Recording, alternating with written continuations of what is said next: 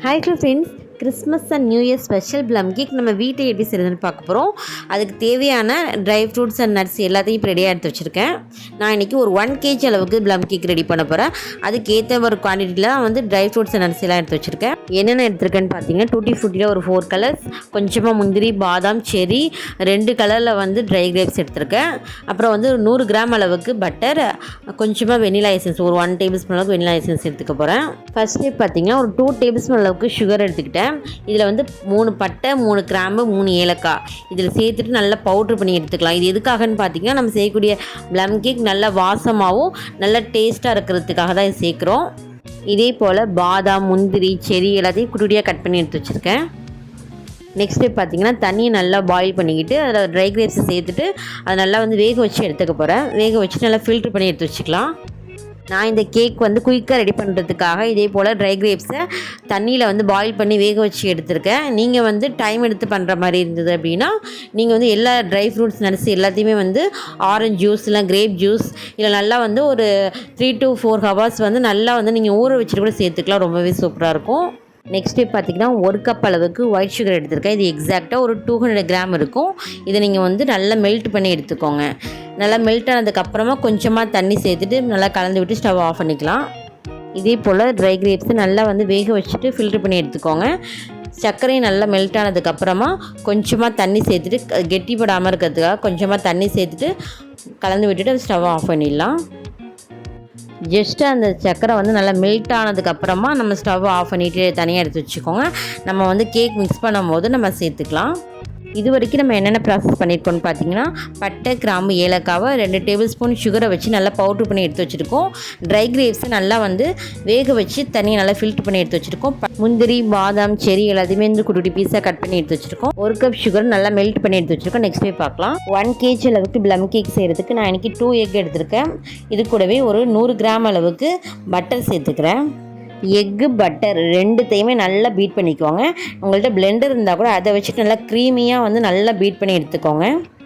நான் இதே போல் விஸ்கு வச்சுட்டு நல்லா வந்து மெல்ட் பண்ணி எடுத்துக்க போகிறேன். உங்கள்கிட்ட பிளெண்டர் இருந்தால் அதை வச்சு நல்லா க்ரீமியாக நல்லா மெல்ட் பண்ணி எடுத்துக்கோங்க.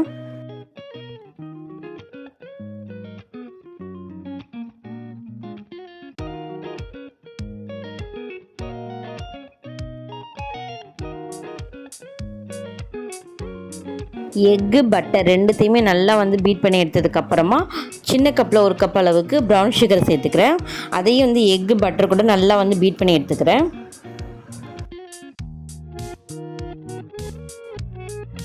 நெக்ஸ்ட் ஸ்டெப் இதே போல் ஒரு பெரிய பவுலில் சல்லடை எடுத்துக்கிறேன். இதில் நம்ம சேர்க்க போகிற எல்லாத்தையுமே நான் வந்து நல்லா சளிச்சு தான் சேர்த்துக்க போகிறேன். ஒரு 200 கிராம் அளவுக்கு மைதா சேர்த்துருக்கேன். 1 கப் அளவுக்கு பேக்கிங் சோடா, 1 கப் அளவுக்கு பேக்கிங் பவுடர், பட்டை, கிராம்பு, ஏலக்காய் வந்து சுகரோட பவுட்ரு பண்ணோம்ல அந்த பவுடர், 1 கப் அளவுக்கு மில்க் பவுடர், 1 கப் அளவுக்கு கொக்கோ பவுடர், இது எல்லாத்தையுமே சேர்த்துட்டு அந்த சல்லடையில் நல்லா வந்து எந்த ஒரு திப்பியும் இல்லாமல் கொஞ்சம் கூட கெட்டிகள் இல்லாமல் நல்லா வந்து சலிச்சு எடுத்துக்கலாம் ஃபைன் பவுடராக. இதே போல் எல்லா பவுடரையும் நல்லா ஃபைன் பவுடராக நல்லா ஜலிச்சு எடுத்துக்கிட்டேன். இது கூடவே நம்ம வச்சுருக்க ஃப்ரூட்ஸு, நட்ஸு, ட்ரை கிரேப்ஸு எல்லாத்தையுமே வந்து அந்த மாவு கூட சேர்த்துட்டு நல்லா கலந்து விட்டுக்கலாம். குட்டி குட்டியாக கட் பண்ண முந்திரி, பாதாம், செரி, வேக வச்சு எடுத்த ட்ரை கிரேப்ஸு அண்ட் ஒரு 4 கலரில் இருக்கக்கூடிய டூட்டி ஃப்ரூட்டி இது எல்லாத்தையுமே வந்து அந்த மாவு கூட சேர்த்துட்டு நல்லா கலந்து விட்டுக்கிறேன். ரெடி பண்ணி வச்சுருந்தா இந்த மிக்ஸை எக், பட்டர் கூட சேர்த்து நல்லா மிக்ஸ் பண்ணி விட்டுக்கலாம். இது கூடவே நம்ம சுகர் நல்லா மெல்ட் பண்ணி எடுத்து வச்சுருந்தோம்ல அதையும் இது கூடவே சேர்த்துட்டு எல்லாத்தையுமே ஒன்று போல் நல்லா மிக்ஸ் பண்ணி விட்டுக்கோங்க.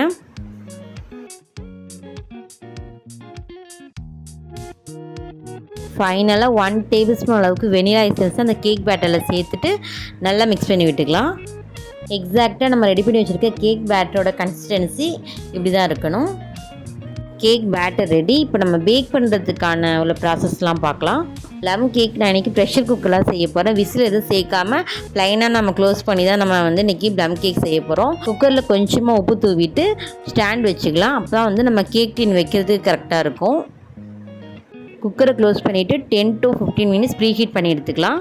நெக்ஸ்ட் டே பார்த்தீங்கன்னா, கேக் பேனில் எல்லா பக்கமும் ஆயில் அப்ளை பண்ணிக்கலாம். அப்ளை பண்ணிவிட்டு பட்டர் ஷீட்டை நல்லா ரவுண்ட் ஷேப்பில் கட் பண்ணிவிட்டு அந்த அளவுக்கு வர மாதிரி கட் பண்ணி எடுத்துக்கோங்க.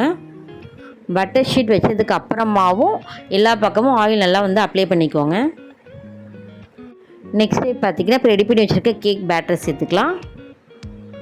கேக் டின்னில் கேக் பேட்டர் ஒரு ஹாஃப் அளவுக்கு வர மாதிரி ஃபில் பண்ணிக்கோங்க.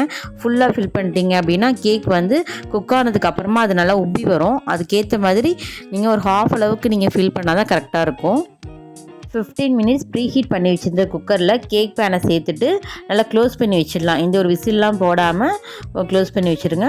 ஒரு 40 to 15 மினிட்ஸ் அளவுக்கு நல்லா குக் ஆகட்டும். கேக் ஒரு ஹாஃப் குக் ஆனதுக்கப்புறமா இதே போல் முந்திரி பாதாம் எல்லாத்தையும் இந்த கேக் மேலே வந்து டெக்கரேஷன் பண்ணி வச்சிடலாம்.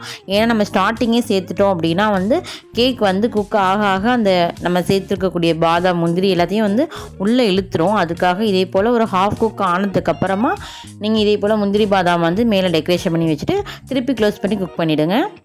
50 மினிட்ஸ் கேக் நல்லா குக் ஆகிடுச்சு. இப்போ ஓப்பன் பண்ணி பாருங்கள். கேக் குக் ஆகிட்டா இல்லைங்கிறதுக்காக செக் பண்ணுறதுக்காக ஃபோக் ஸ்பூனு இல்லைனா வந்து ஒரு டூத் பிக்கை வச்சு கேக் குக் ஆகிருக்கா என்னங்கிறதுக்காக செக் பண்ணிக்கோங்க. பாருங்கள், நம்மளோட ப்ளம் கேக் ரொம்பவே சூப்பராக ரெடி ஆகிடுச்சு. கொஞ்சம் கூட ஒட்டாமல் ரொம்பவே சூப்பராக ரெடி ஆகிடுச்சு. கேக்கில் இருக்கக்கூடிய பட்டர் ஷீட் எல்லாத்தையும் ரிமூவ் பண்ணிவிடுங்க.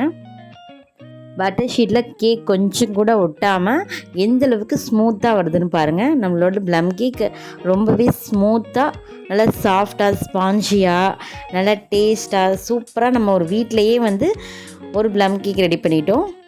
ஃபைனலாக டெக்கரேஷனுக்காக எக்ஸஸாக இருக்கக்கூடிய ஃப்ரூட்ஸ் அண்ட் நட்ஸ் எல்லாத்தையுமே நல்லா தூவி விட்டுக்கலாம். அவன்லாம் யூஸ் பண்ணாமல் வீட்டில் இருக்கக்கூடிய ப்ரெஷர் குக்கர்லேயே ப்ளம் கேக் ரொம்பவே சூப்பராக ரெடி பண்ணிட்டோம். இதே போல் ப்ளம் கேக்கை நீங்களும் உங்கள் வீட்டில் ட்ரை பண்ணி பார்த்துட்டு எப்படி இருக்குன்னு சொல்லுங்கள். கேக் கட் பண்ணிடலாம். எந்த அளவுக்கு சாஃப்டாக ஸ்பாஞ்சியாக ரொம்பவே சூப்பராக வந்திருக்கு நம்மளோட ப்ளம் கேக். வீட்டில் இருக்கக்கூடிய ப்ரெஷர் குக்கரில் செய்யக்கூடிய இந்த ஸ்பாஞ்சியான ப்ளம் கேக்கை நீங்களும் உங்கள் வீட்டில் செஞ்சு பார்த்துட்டு எப்படி இருக்குன்னு கமெண்ட் பண்ணுங்கள். தேங்க்ஸ் ஃபார் வாட்சிங்.